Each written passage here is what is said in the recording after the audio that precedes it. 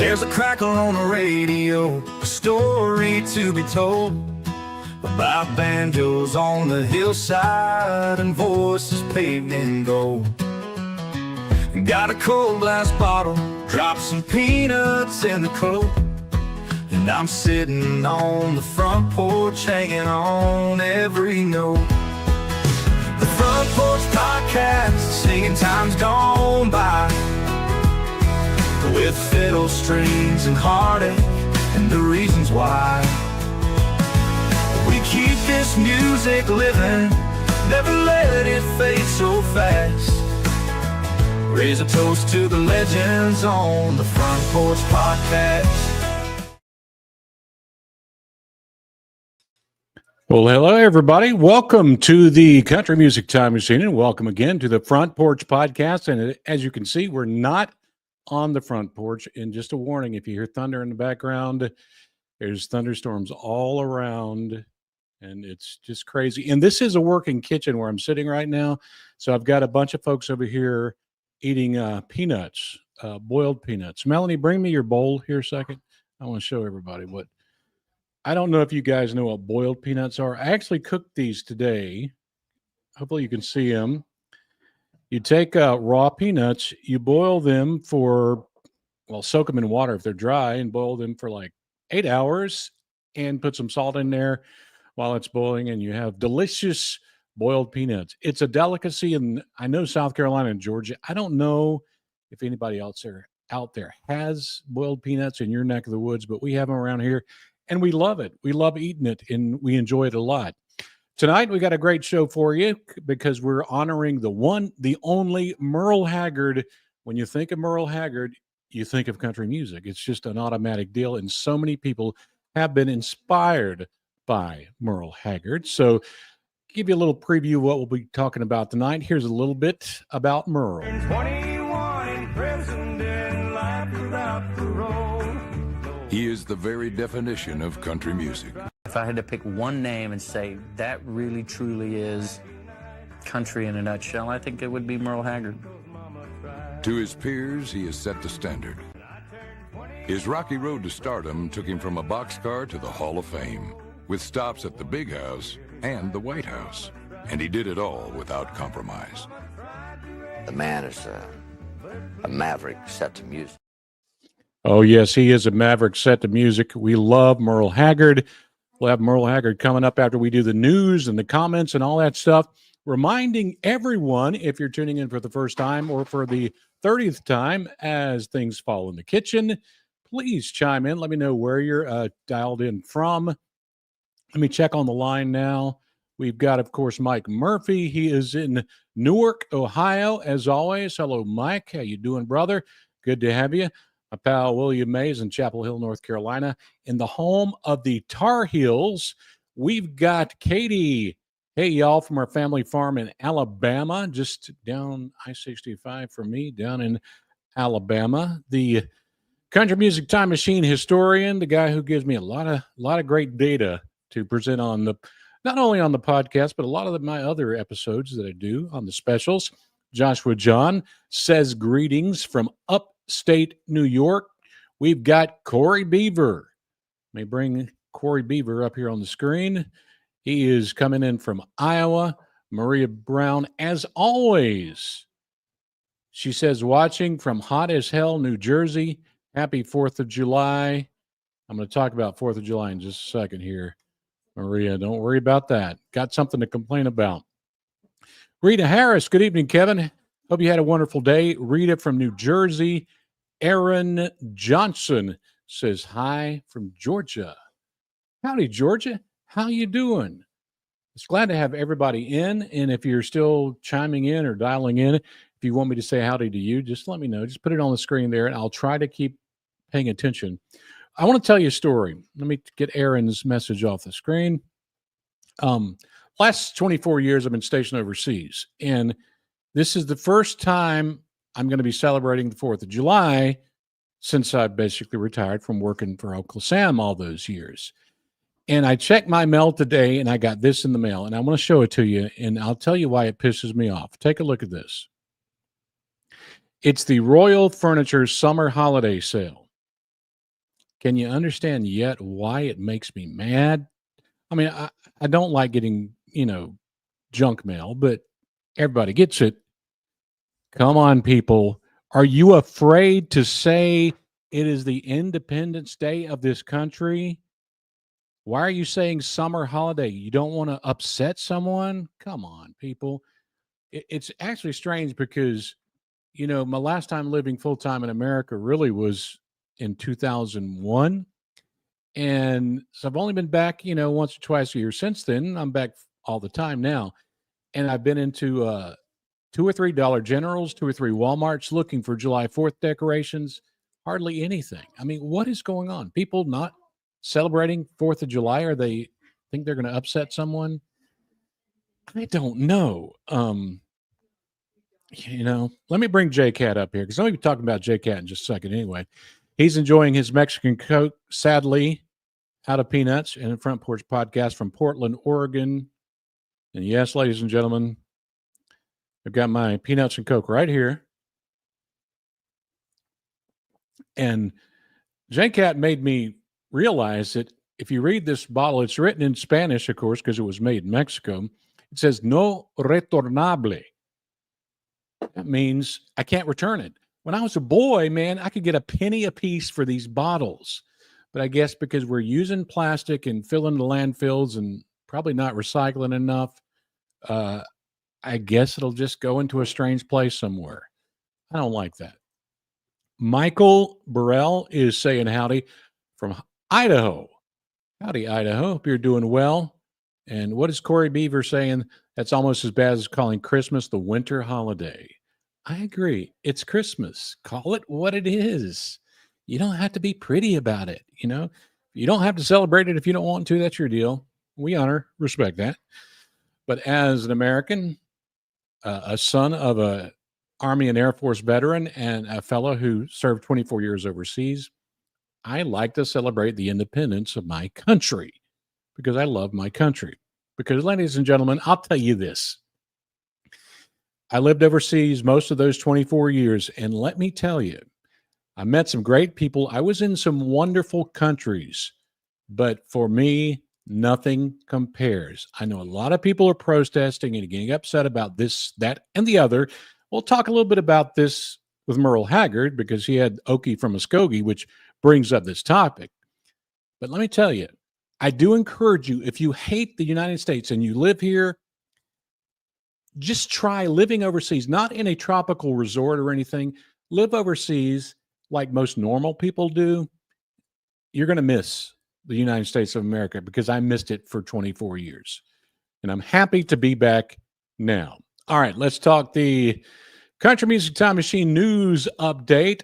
And first, we're going to give a salute out to, give me a salute out first to Jeff's Guitars. He's up in New England. Jeff tunes in. I got to put him on the screen because I appreciate Jeff. But I want to give a shout out to the crew members of the week from the Country Music Time Machine. We've got Kevin Cousins, PG Christine. Hopefully that's not compared to the X-rated Christine, Corey Beaver, and Dave Lou 86. According to YouTube, those were the 4 most active members of the crew this past week. Thank y'all so much. All right, let's go into the comments of the week. And here where it gets crazy. I featured a video a few weeks ago about 2003, an awful year for the Dixie Chicks. And I have chicks in my house. I've got 4 of them in a brooder right now. That's right. And this person, Tebow53, says, they were right. This is America, right? What's happening now is worse than any words they said. It is. This is new to me. We've always said fussing and fighting and debating and everything. So I don't know. That's their feeling. And here you go. The best patriotic country songs I recorded this last year in Myrtle Beach, South Carolina, at the home of the former Air Force Base in Myrtle Beach. A monument they had there, recorded it there. But Penny Wells doesn't like the best patriotic country songs episode. And she says, where was stupid country music when 19-year-old boys were dying in Vietnam? Well, the rest of the country was protesting that war because all it did was killed our children, and we're not even needing to be there. We accomplished nothing. The only person in country music who did anything was Johnny Cash, the Man in Black. Whimpering, useless, cowardly morons were totally ignoring it. Well, there's always division about war, and whoever goes to war, even back then. But I think, the rest of the country was protesting the war. I don't think the rest of the country was protesting the war. I think by the end, it got to about 50-50, and a lot of people were just getting sick of the war for obvious and logical reasons. But a lot of folks supported the troops in Vietnam. So you can't say the rest of the country, especially when Richard Nixon was elected based on the vote of the silent majority. If you know history, I don't think they teach it in school anymore, but if you know history, you may know that. And the silent majority, he won like 70% of the votes, wanted him as president, and he wanted a war to go on. And old Tricky Dick almost ended up in jail later. So history is a crazy deal. So for all you folks who get upset when I do patriotic episodes, watch out later this week. This is your warning. Please do not tune in to Patriotic Country Music 2, because it will be coming out later this week as soon as I record it and edit it. I haven't done that yet, but hopefully I'll get it together in time. And for all you folks from other countries, because I've lived in 9 different countries, all countries are patriotic about their country. Most people love the country they live in and where they were born and raised. And we do too here in America, even though I don't see it in the Royal Furniture summer holiday junk mail. So I won't be buying anything from Royal Furniture. Oh, it's Royal Furniture. Maybe they're from the King. I have no idea. Let's keep rolling. Here's a comment from Randy Harris. He says, all you writers, if you don't love America, then simply leave it. Even you must be able to understand that. I don't agree with that. If you don't love America, you should consider finding other places to live, like some Hollywood stars have done, or some who have not done that. But everybody has a right to voice your opinion. That's freedom of speech, and we should welcome that, the opposing voices in America, because it's what America is all about. And if you go to other countries and you talk bad about that country, you may end up in jail. Just a thought. All right, let's change subjects here a little bit now and liven up the party a little bit with the party man, Morgan Wallen. I featured Morgan Wallen's first #1 hit called Up, Down. And J-Cat tunes in and says, boo, Morgan, nor FGL, that's Florida Georgia line, if y'all don't know what that is. Neither one are country. They are both prohibited from being played at our station. Thank you for that, J-Cat. I can understand your frustration a little bit, but there's loads of Morgan Wallen fans out there, and he does some songs that are pretty good country songs. But watch out, J-Cat. Betty Wrangle has tuned in. Betty Wrangle says, he will always be my daddy. Now, I don't know how old is Morgan? About 30, maybe? Is he old enough to have a daughter that age? I don't know. I don't think he was talking about his daughter. All right, another comment. I featured the 1955 song from Tennessee Ernie Ford, and I called 16 Tons a country rap song. And I'm going to give you a background of this story. And Dave Link says, rap? I don't think so. I have a friend, I'm not going to give you his name. He actually is a famous rapper. And we were talking a few months ago about country music songs that sounded like rap songs. And this was one of the songs that we were talking about, was this song, and how somebody could actually pick it up and do a rap song. Watch out, Shabuzi. Maybe Shabuzi has an idea for his second #1 hit. But, and by the way, that rap friend of mine is not currently in jail or on trial. So he's cool. Maybe one day I'll tell you the story. But he's a good guy, and he likes country music. And he actually told me Beyonce is not country music. How about that? All right, now the time to take a look at some of the crap on social media. This really gets me upset. I've been talking about this almost weekly now, and I keep seeing this crap on social media. I see it more on Facebook than anywhere else, but I also on YouTube, I also sometimes see videos saying that a country artist has died and he hasn't died or she hasn't died. But this one gets on my nerves a little bit. It's from a channel or a page called Beautiful Things. Not very beautiful when you lie and scam people out of clicks and money. It says sad news. 1 hour ago in Abbott, Texas, at the age of 92, the family of star Willie Nelson just announced urgent news to his followers that Willie Nelson is currently ... Excuse me. The peanuts are getting me choked up, and also this crap on Facebook. And some people fall for it. You've got, if you look down here, you got 594 likes, and you got these sad emojis and love emojis.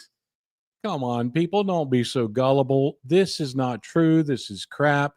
And look at the AI representation of Willie Nelson in his hospital bed there. Why would Willie Nelson be wearing what looks like a CPAP mask?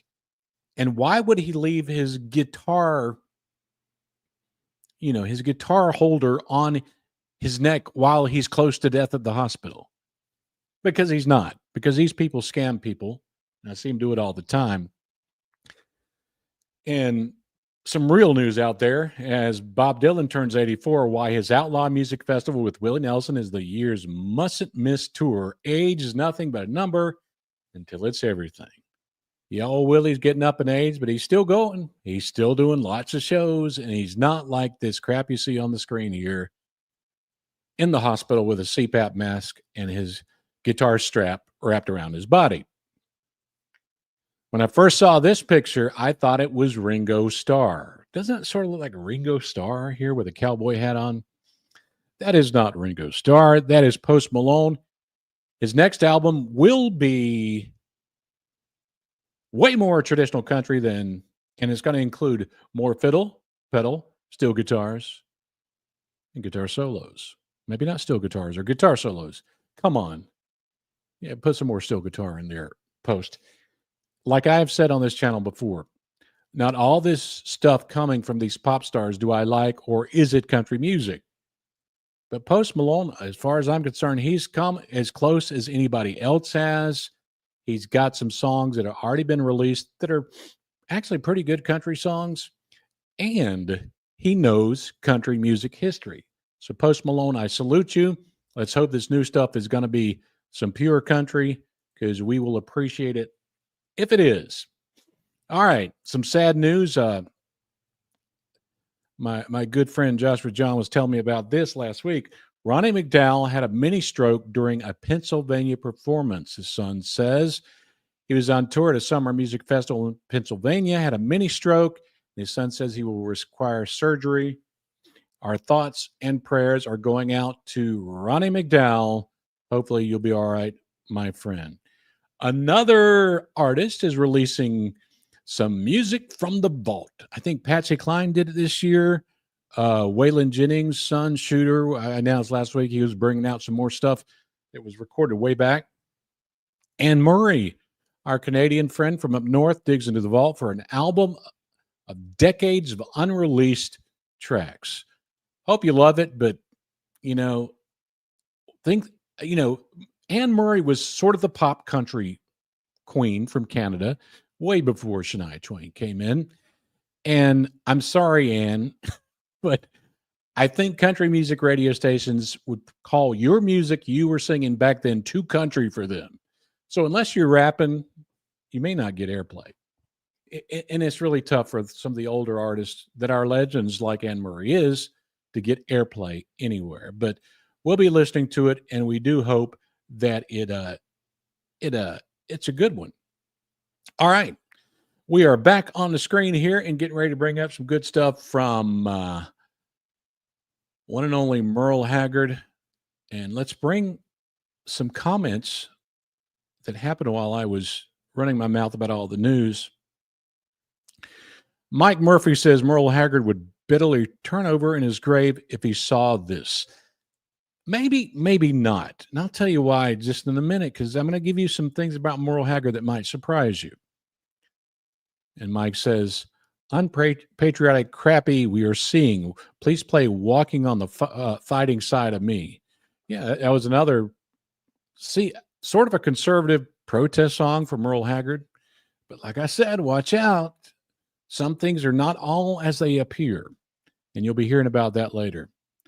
And Jeff's guitar says, I'm staying here. Good to know that, Jeff. And Corey Beaver says, me too. And Jeff's guitar says, us. So yeah, we're there's some of folks out here who are Americans and are patriotic. And I am, because I love my country. You could see my America hat on here. All right, time to talk about the one, the only, the legend, Merle Haggard. Now, Merle Haggard is, as far as I'm concerned, one of the kings of country music.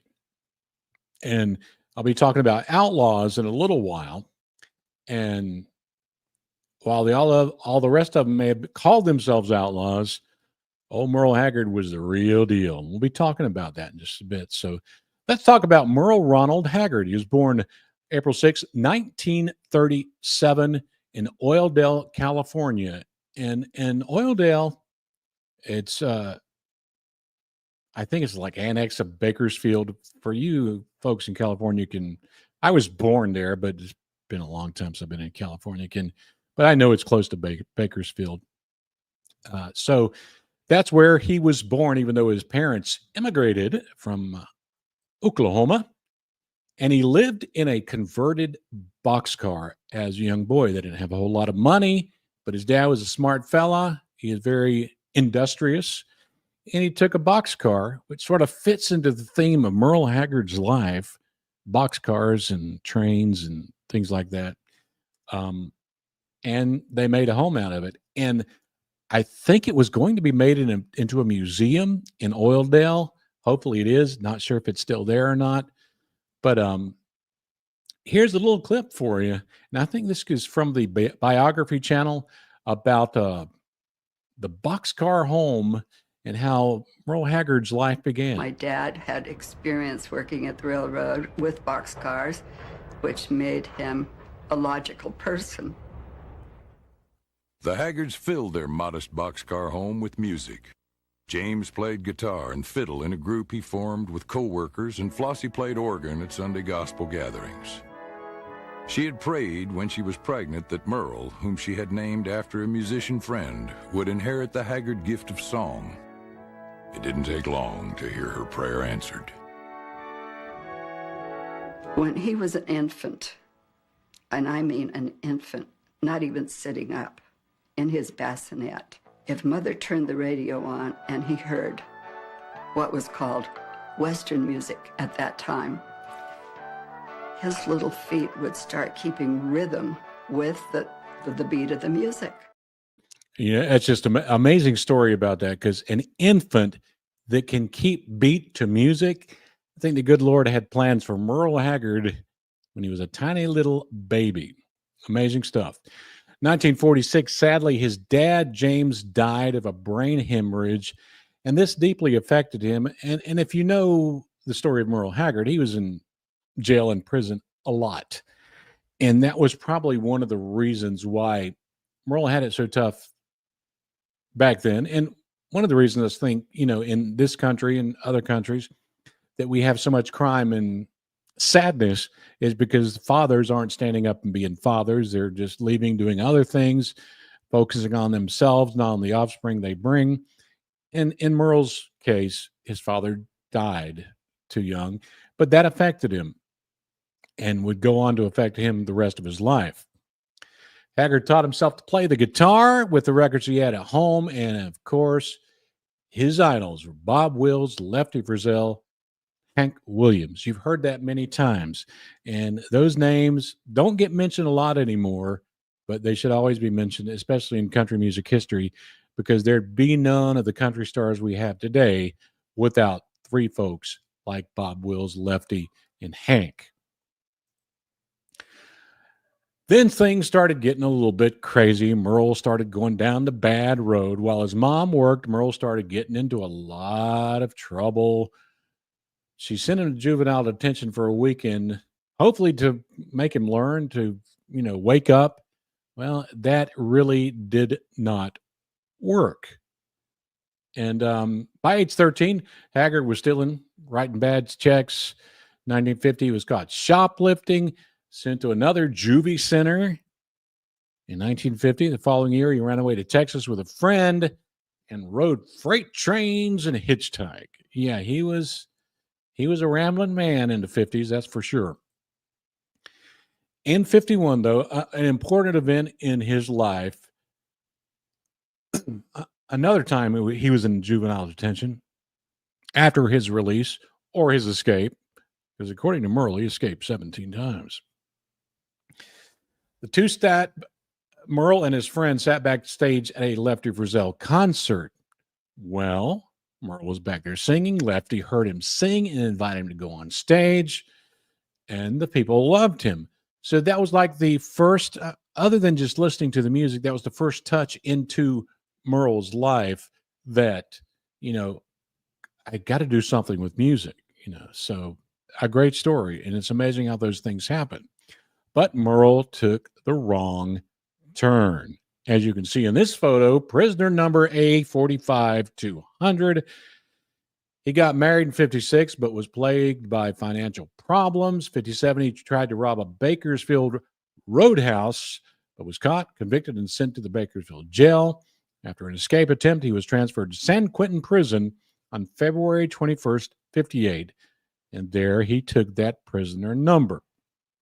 Now, a lot of the cool rap artists sort of brag about going to jail and being mean to cops and all this kind of stuff. Merle was not that way. He never bragged about his time in prison. Matter of fact, he said, it's not good to be in prison. Let's take a look at this video clip of Merle himself talking about it. I was never proud of that. That's something I never understood, how somebody could be proud of that. But I admitted to it rather than to have somebody bring it back to me on a tabloid or something.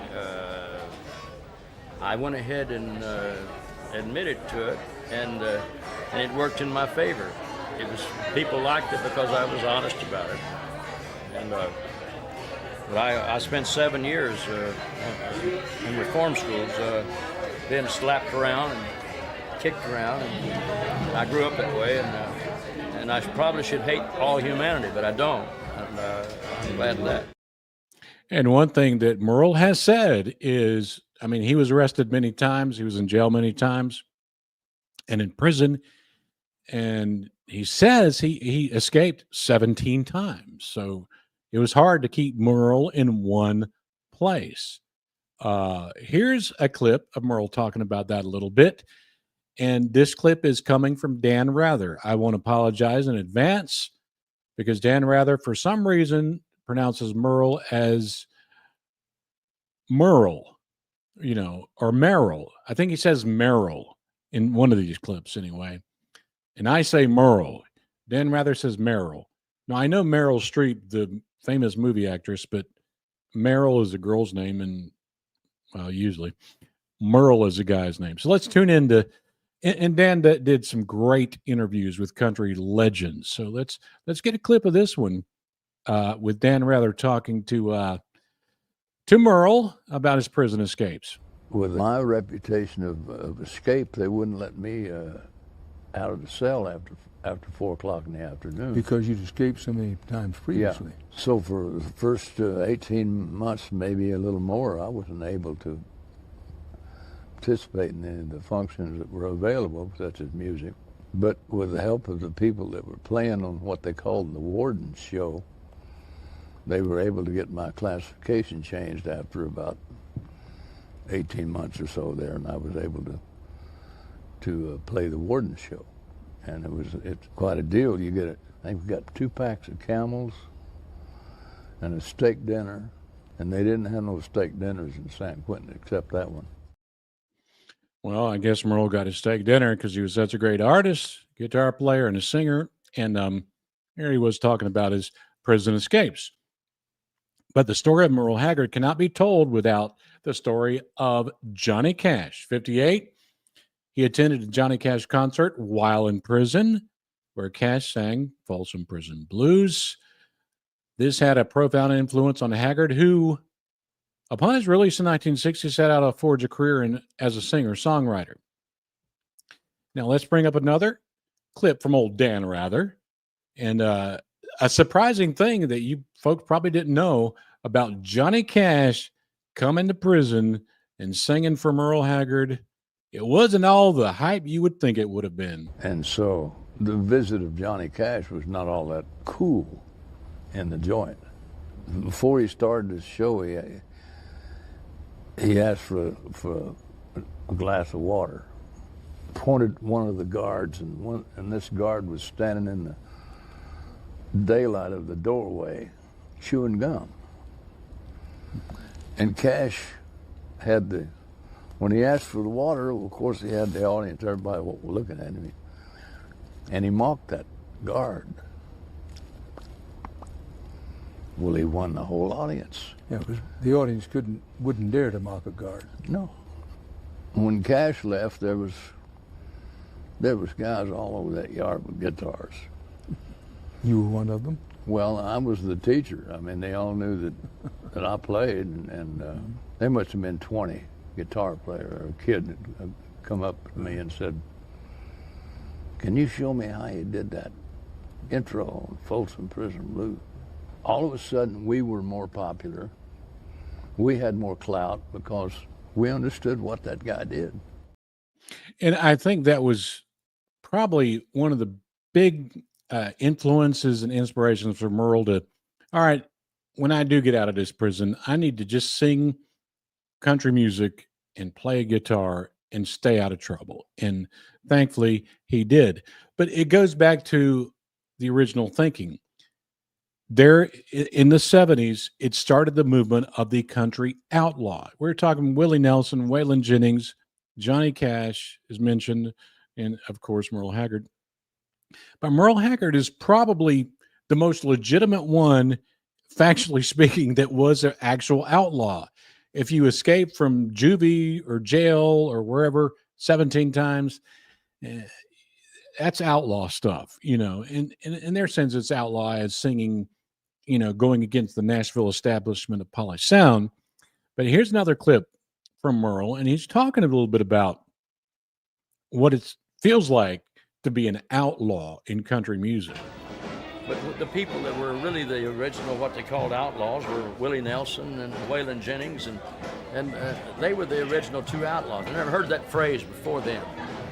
The outlaws referred to Jesse James and people like that. But at that time, it was a hip phrase to be called an outlaw. And then they turned and they sprayed me with the same thing. They called me an outlaw because we didn't go down and do it just like they'd been doing it. And that's why they called us outlaws. I think it's a great compliment to be called an outlaw in the music industry. Not necessarily so robbing trains, you know. That's true, Merle. You know, in the music industry, we need more outlaws out there, especially now. There's so many strange things are happening in country music. But you should never brag about going to jail and doing stupid stuff. You know, I want to give a shout out to Tasha Miller. She says, "Hi, it's Tasha from Lexington, watching with my husband, Bobby Miller. Thank you to the Millers in Lexington. Thank you so much for tuning in tonight. Glad to have you all. As always, as we continue talking about old Merle Haggard here on the Front Porch Podcast. Upon his release from San Quentin in 1960, Haggard began digging ditches for his brother's electrical contracting company. He wasn't a big musical star yet. Soon he was performing again and later began recording with a little record label called Tally Records. The Bakersfield sound was developing in the area as a reaction against the overproduced Nashville sound. So some things just keeps coming around in history. Isn't it amazing? 1965, he gets his first national top 10 record with My Friends Are Gonna Be Strangers, a good song from Merle Haggard. And of course, 67, Haggard recorded I'm a Lonesome Fugitive, which, as a singer-songwriter, sort of tells his story too. It goes right back, being a fugitive. It was his first #1 song. Now, toward the ends of the decade, Haggard just kept pumping out hit after hit after hit. He had a bunch of them, including Mama Tried, which is my favorite Merle Haggard song and my mama's favorite Merle Haggard song, Mama Tried, including other ones too, like The Legend of Bonnie and Clyde, Hungry Eyes, and Sing Me Back Home. Now, I included Sing Me Back Home on episode 2 of the Powerful Country Music Song series I'm doing. And when a guy writes a song about watching a guy walk by your jail cell he's being walked to his execution, I mean, it doesn't get more real than that. You know, AI can't reproduce that. That was coming from Merle's heart when he was in prison. He had a friend, and I think they called him Rabbit, but he went by another name.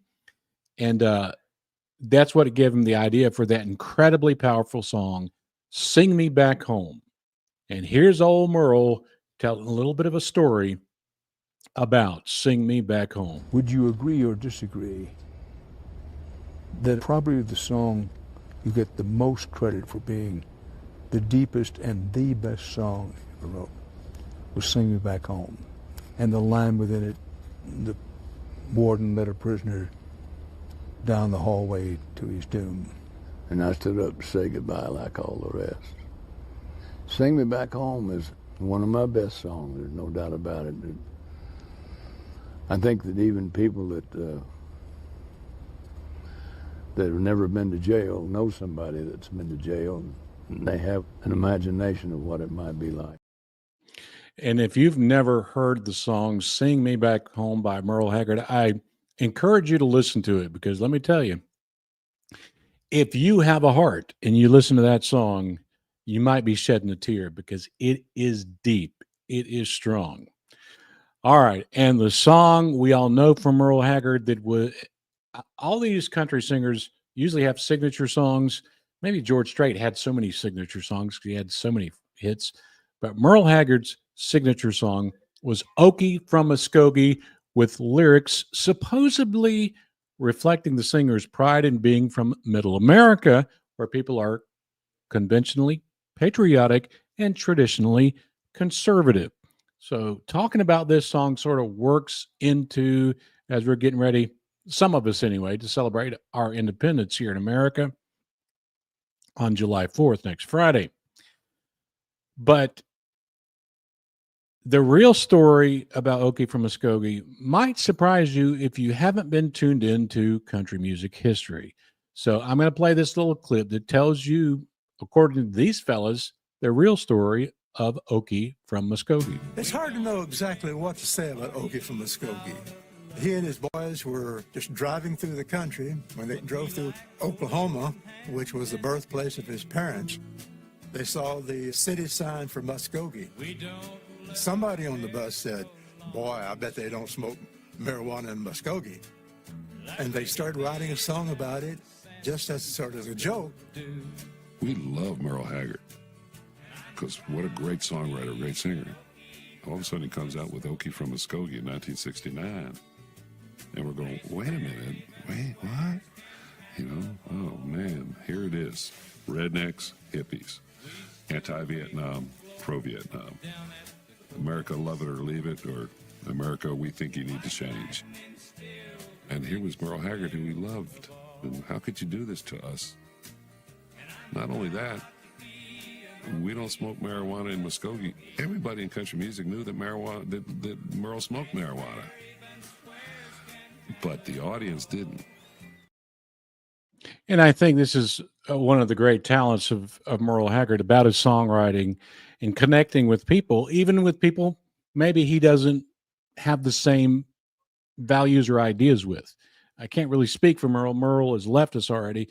But, you know, he was in a sense patriotic, but he understood the protest side as well. And you can hear them explaining it in there. So it's something to think about, especially at this time of the year as we get ready to celebrate our independence and all the protests that are going on right now too. And also, I think it was very smart what Merle did in that time in 1969 to release that song, because in those days, the press was giving a lot of press and coverage to the protest movement, but not a lot of coverage to those who were not protesting and those in what they called back in those days a silent majority, and the 70% that voted for Richard Nixon as president. So Merle was smart enough to say, these people need to be heard too. And maybe that's the reason he released that song. Made a lot of money with it. And Fight Inside of Me, as was mentioned earlier too. One of my favorite Merle Haggard songs was also good. Let's take a look at the comment section over here. Corey Beaver saying, "See Me Back Home moves me every time I hear it." And Mike says, "Please do listen to See Me Back Home, one of his best." Got Jay out there. Jay says, "Finally off work, checking in from South Kakalaki." And for you folks out there that don't know it, that is a state in the Union of the United States of America, South Kakalaki. Look it up. I was sort of raised in South Kakalaki, Conway, Myrtle Beach area of South Kakalaki. All right, let's get this off the screen. Continue talking about the legend Merle Haggard. And Richard Nixon wrote a nice letter to Merle about Okie from Muskoge's song, and would go on to invite Merle to come to his shows at the White House several times. And I think, if my memory serves me correctly, I was in the 60s and 70s. I was a young boy. But I think Governor Ronald Reagan pardoned Merle Haggard, I think in the 70s, because Reagan was president in the 80s. So, and Joshua John could probably correct me if I'm losing my mind when I come up with that memory. So Merle was hanging out at the White House with Tricky Dick. Haggard appeared on the cover of Time magazine on May 6, 1974. And stand by, I'm going to feature somebody else on the cover of Time magazine from 2003, I think, that Merle also stood up for.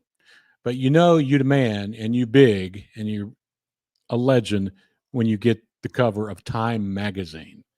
Amazing, amazing stuff. And if you folks didn't know it, in 1976, Merle Haggard appeared on an episode of The Waltons. And I saw this episode back in the day, and I love this episode. And I know that when I hear the sound of this episode, when I hear Merle singing, it really, it sort of sounds like he's singing in a studio, but still, come on, it's Merle Haggard. And you hear that voice, you say, that is country. So let's play a little clip from the Waltons. Ladies and gentlemen, that is country gold. Just when you hear that voice, that marks it as being a legend. Oh, man. And a great little song from Merle there from the Waltons. Haggard released also a duet album, Poncho and Lefty, with old Willie Nelson, 1983. Title track becoming an enormous hit for the two. And here's Willie and Merle talking about Poncho and Lefty. I'd been up for about 5 days, and we'd been doing a cayenne pepper drink, and we went on a fast. I'd been up for 5 days and nights working on this album, and the 5th day, I went to sleep in my bus about 5 in the morning. Bam, bam, bam on the door, and it was Willie. I went out there, and he said, "I think I found us a song." And he had it written on a paper bag. It was torn open, and it was about this long, and there was more words than I'd ever seen in my life. And he said, the band's about got it. He said, "Let's go in and cut it." So we did it, and I went back to bed. Woke up the next morning, came in where the records were being made, and I said, can I put my voice on that Poncho and Lefty? And they said, hell, it's on the way to New York. And I had no idea what I'd done. I didn't know whether I was in key, if it made sense or anything, you know. On the federal sail, could have had him anyway. I only let him slip away. But he'd found the song in an Emmylou Harris album, was what you told me that night. I was in the studio, I think, here in Austin, and needed another song, and I heard it was written by an Austin songwriter. Yeah, Townes Van Zandt. Townes Van Zandt. Great song. Great song written by Townes Van Zandt. Excellent songwriter. Excellent song. I always love Poncho and Lefty.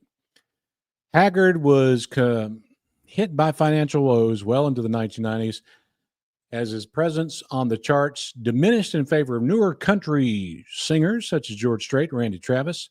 Haggard's last number one, do you remember this song? His last number one was Twinkle, Twinkle, Lucky Star. And I played that on, it was either on WJXY, AM 1050 in Conway, or it was on Y103 WYAK in Myrtle Beach. I can't remember where I first played that song, but I never knew that would be his last number one song. Because come on, you got a voice like that.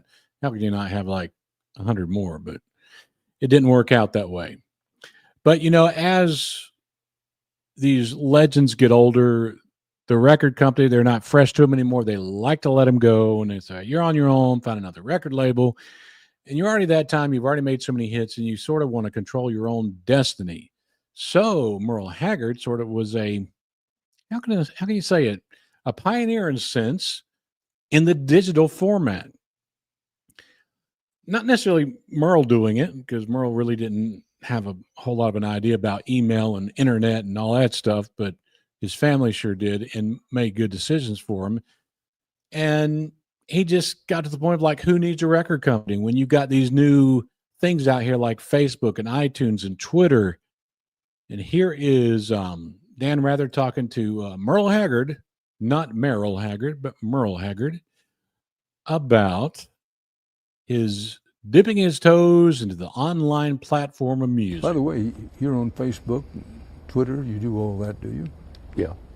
My son does it all for me. I don't know anything about it. Well, what do you think about that? Has it changed the music business as a business? Sure. There's few people in the world that it's done as much for as it has me. I've already went to iTunes and cut a deal with them. They're going to pay me a lot more money than they pay Joe Blow to sell my records through them. And I don't need a record company anymore for obvious reasons. I mean, it's because of the new electronic availability. I mean, there's no necessity for a record company.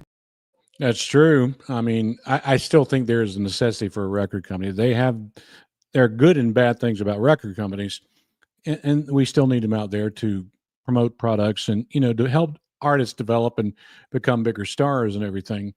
But I'm sure there's someone out there on the internet right now pretending to be Merle Haggard and telling folks to, let's go into a private chat, you know, because you're my biggest fan. I bet you there is. Especially probably someone who doesn't even speak English. All right, now let's go up to 2003. And I've talked about this on the channel a lot. I think everybody has a right to voice their opinion and say what they want to say. I wasn't very happy about Dixie Chicks changing their name to just the Chicks based on political reasons. But they have a right to speak their voice and they can call themselves whatever they want to, but they have to accept the consequences of that as far as the possibility of reduced record sales. But in 2003, if you remember, the Dixie Chicks spoke out about the war in Iraq. I was in Iraq a few years later after that. No, I was not running away from the Dixie Chicks. Uncle Sam sent me to Iraq, and I was there for a while, but the Dixie Chicks got a bunch of slack about speaking out about them being against the war. Haggard spoke up for the band on July 25th, 2003. And he said this, I don't even know the Dixie Chicks, but I find it an insult for all men and women who fought and died in past wars when almost the majority of America jumped down their throats for voicing an opinion. It was like a verbal witch hunt and lynching. Well, some things never change. Nowadays, it doesn't matter because of the online platform, Facebook, Twitter, Instagram, and everything. No matter what side you're on, you're going to be blasted if you have an opinion. I worked in the State Department for 24 years. And for 20 of those 24 years, we were pretty good about not getting politics incredibly involved with our work. Well, the last 4 years, it sort of changed in my work anyway, where politics did get involved. And I was scared to death to even say anything. And I don't think I should have said anything about what my political beliefs were because they're mine and I'm not trying to influence anyone. But that's just the way it was. But we live in a society today that you can't even, if you want to use an online dating profile and check the women out there, half of them say, if you're a Trump supporter, go away. Swipe, what is it, left or right? Swipe left. If you are liberal, I hate you. Swipe left. I hope I got it right. Left, right. I don't know. Anyway, the world's so divided. This country is so divided. And maybe that's why I don't see a cool Independence Day sale ad. Go figure that. But Merle stood up for the Dixie Chicks. And honestly, they had a right to say and feel what they felt. Like I said, country music fans had a right to say what they felt and choose to go to their concerts or not. So there you have it. Sadly, we lost the icon of Merle Haggard, April 6th, 2016. It was his 79th birthday. He died from complications of pneumonia at his home in Palo Cedro, Shasta County, California. If I can find him, and quite often Joshua Johns helps me find this stuff, I like to bring up one of the news bulletins or whatever from TV when a country legend dies, just so you see how the feeling, what was going on at that moment when people first got the news. And I think this TV station is in California, so it's sort of appropriate for that. So let's tune into what it sounded like when they announced Merle Haggard's death. And we begin with breaking news at this hour, a somber announcement. Country music legend Merle Haggard has died on his birthday. The country music star was one of the founding fathers of the Bakersfield Sound. His family confirming the news to 23 ABC this morning. A family friend that we talked to earlier this morning confirmed that Merle Haggard died just after 9 o'clock this morning at his home in Northern California, surrounded by family and friends. Haggard, as you may or may not have been following along, has been suffering from double pneumonia. Yeah, we lost the Hag on his birthday in 2016. So let's look back on this. Let's think about this. As I look over the comments here, Jay says, yep, Townes Van Zandt has many great songs. Yeah, Townes Van Zandt was cool. Townes Van Zandt was a fellow Texan, and I found out years ago that I share his birthday with him, March 7th. That's cool, Corey. But what is Merle Haggard's legacy? We need more Merle Haggards today. We do not have them, and that is sad. But he's a legend. I mean, he is one of, if not the voice of country music. 1994, he was inducted into the Country Music Hall of Fame. He got into the Songwriters Hall of Fame here in Nashville in 2007 and 38 number one hits, only surpassed by two other guys, Conway Twitty and George Strait. But some would say that some of the hits that Merle Haggard had were even bigger than some that George and Conway had. I got to tell you this story. I did work with Merle Haggard one time. You know, when you're in radio and you're just from a small country radio station in Myrtle Beach, it can be intimidating to meet an idol or a legend. And I remember meeting Merle that day backstage before he went on the show. And here I am, a young fella with a microphone in his hand with a couple of pictures to sign, and I got those signed pictures on the wall here. And I went up to Earl and I said, "Hello, Mr. Haggard, how you doing?" And he looks at me and says, "You're one of those whippersnappers from the radio, aren't you? Y'all think y'all know everything." And my first impression was, this guy's a mean, you know what? But he knew I was nervous, and he was just joking with me. And he basically puts his arm around me and says, "Don't worry about it, son. I know you got a job to do. I'm just joshing you." And when I'm getting ready to play you a clip, and this clip is from when he was awarded, the Hall of Fame award. It goes to show you a side of Merle Haggard that few people saw, that I am lucky that I got to see that day. And after that, he was sweet and nice to me. And it's the funny Merle Haggard, and how he got pretty darn funny when he was put into the Country Music Hall of Fame. So let's watch this. I think this is just hilarious. Thank you very much. I've had 30 days notice. I'm not used to getting notices for such things. I've had notices for evictions. I had a guy call me up one time and tell me on a Monday he was going to whip me on a Friday.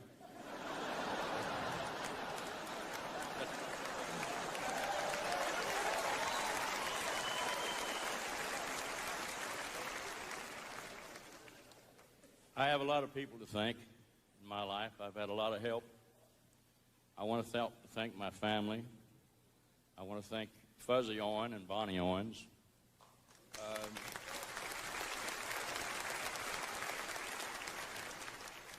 I have a little list here of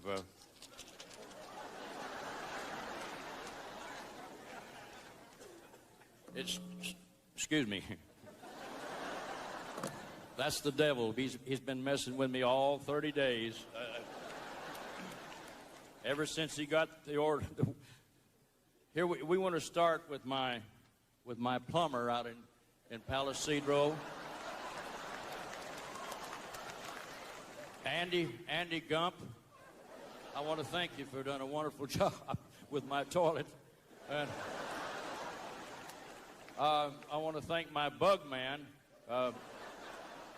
Mike, and I want to thank my chicken guard and frog man, Mike Martin. And as you can see, I have a long list of people here that go all the way from Andy Gump to Jimmy Bowen. And I probably don't have the time to do all of this. Chad, I want to thank you too. Okay. Thanks to everybody. Reba, all of you, you're doing a great job, and I'm so proud to be part of the Country Music Hall of Fame. And he is one of the greatest members of the Country Music Hall of Fame. All right, we're getting ready to wrap up here. I'm going to play one more clip for you. And this is a cool clip that just sort of looks back at the country legend that is Merle Haggard, from prison to country legend. I turned 21 in prison, doing life without parole. He served his social apprenticeship behind bars, where one learns the art of survival, or one dies. You're always living by your wits. And it made him so incredibly resilient that he has just bounced back and back and back through multiple marriages, through bankruptcies, through career highs and lows. But, hey man, when the war starts and this whole thing is blown up, after the smoke clears, two things will still be in place: weeds and Merle Haggard. That's right. And I don't want the weeds, but boy, I want the Merle Haggard, because I listen to Merle every single day. We salute Merle Haggard tonight. I wish there was more Merle Haggards coming up in country music nowadays. And there are some out there. I wish they'd get the spotlight that they deserve. That's all I got for you tonight here on the Front Porch Podcast. Next week, for the first time since I'm here in the U.S. after 24 years, and I'm going to celebrate July 4th next week. So I'm going to take next weekend off. So make sure if you want to tune into the Front Porch Podcast next Saturday, just tune into one of the other ones that you see here on YouTube or Facebook or Instagram. that you might have missed. Just redial them up. You know, you don't even have to rewind like we did in the old days. So, folks, until next time, God bless you all. God bless the United States of America. Hope everybody has a safe July 4th. Celebrate it with your heart. And remember, the ones who gave us this holiday are the ones, our military men and women, who stand even right now as I talk to protect this country. Until next time, God bless you. Always say, let's keep it country right here on the Country Music Time Machine. There's a crackle on the radio, a story to be told about banjos on the hillside and voices paved in gold. Got a cold glass bottle, drop some peanuts in the coat, and I'm sitting on the front porch hanging on every note. The Front Porch Podcast, singing times gone by, with fiddle strings and heartache and the reasons why. We keep this music living, never let it fade so fast. Raise a toast to the legends on the Front Porch Podcast.